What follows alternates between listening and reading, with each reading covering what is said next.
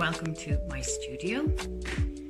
This is where I make my paintings and also where I do my preparation for working with you guys and other groups. Over here I have where I put the paintings on the wall to see if I'm happy with how they look. This is my working desk with all my different things in it. My tools, my paints, and all the things you need to make artwork. I love clouds. I make huge big clouds like this one, which hangs from the ceiling.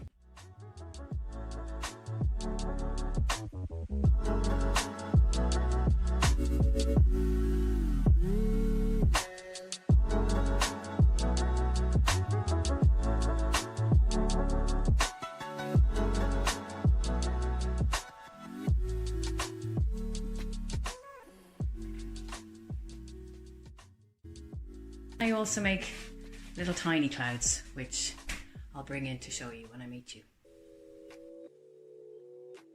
I make a couple of different types of paintings. I make 3D paintings that have little things that move and have objects and chunks of dried paint.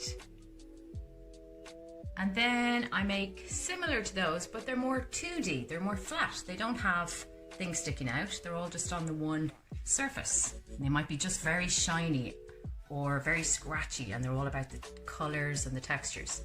I also make abstract work that doesn't have a picture in it, but it's all about the lines and the dots and the scratchy surface and the colours. And then sometimes I make realistic looking paintings of furniture and houses. So this is my desk where I sit and do my smaller work. I keep all my household paint underneath because you don't always have to have artists' paints to work with. But I do have my artists' paints in there, all in my tubs. So on my desk I kind of keep what I need to be handy. I have my acrylic paints, which is kind of like poster paint that you use in school. I have two different kinds of oil paint. One is really stinky, this one, and you have to mix it with really smelly white spirit. So I try not to use that too much because it's really smelly and it's bad for your skin. So some genius came up with water mixable oil paint. So I have my water here to mix that. Another thing I really like to use is these deadly acrylic markers. And you can use them just like a marker to draw lines and dots, but they're acrylic paint so they don't fade away. I do use brushes sometimes. I treat them very badly and leave them sitting in jars going hard, but mostly I draw with scrapey tools. And this is a pretty scary guy. He is very sharp, and it's originally a sewing tool, I think, a really old sewing tool. And what that does is it presses into the paint like this.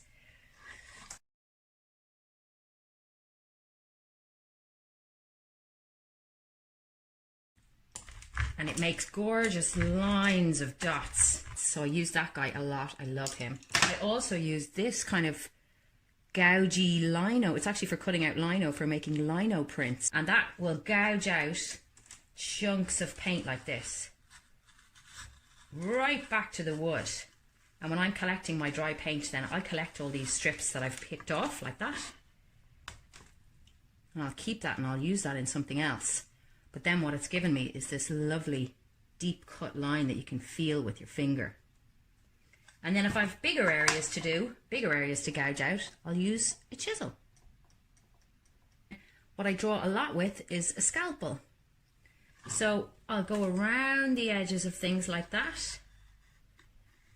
And then I'll come along and with my chisel and I'll take all the outside paint away and I'll leave my little cloud in here. And then I might draw some lines on to the actual wood. You might be able to see them there. You can feel them with your finger. I might draw into the paint. And then you can, I don't know if you can see that, but there's little lines in there. So that's really how I draw.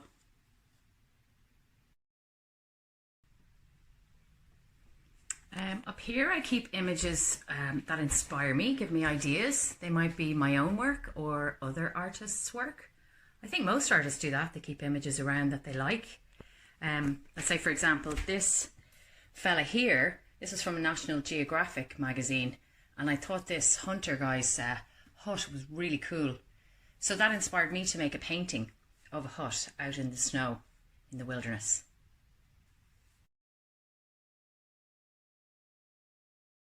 As well as using the tubes of paint, I like to have lots of different types of materials in my paintings as well. One of the things I like to use a lot is dried paint. So I'll take all of the scraps that have come from old paintings, or maybe pots of paint that I was mixing up and dried out in the pot. And then when I tip out the dried out paint in the bottom of the pot, I have this lovely big piece of hard paint, which is pink on one side and grey on the other. And I can break that up then and use that in any painting that I like. If I want, let's say, some of the circles that you saw in this painting here, these little circle guys, I'll get a lovely piece of flat paint that I've poured out and take my little paper punch and pop it out. And I have a little circle. Not a perfect circle there, but you get the idea. So you can punch paint as well. Sometimes I'll mix paint with oil and wax and I'll roll it into balls. I get lovely flat pieces of shiny rubbery paint and I might cut that into little cubes. So we have little tiny cubes of paint.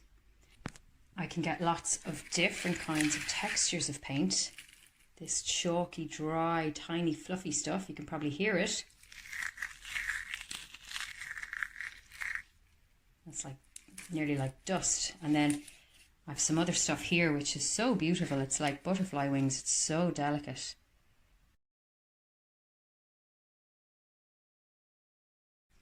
This is some pink salt. So I just got some regular old bath salts and I mixed it with some acrylic paint and let it dry out on some baking paper, and I have this gorgeous pink crunchy stuff. This is kind of cool. This is iguana skin that I found on the floor of a zoo. You know the way reptiles shed their skins every season? And I thought this was really beautiful. It's kind of icky, but it's kind of cool too, so I hope to use that very soon as well. These are some rose thorns that I collected yesterday. And these I use most often, little rusty nails, and I even leave them out in the rain to rust because I love things that are old and rusty. Thanks very much for coming to visit my studio. I hope you enjoyed seeing inside all of the nooks and crannies. We will see you very soon and I look forward to working with you. Bye!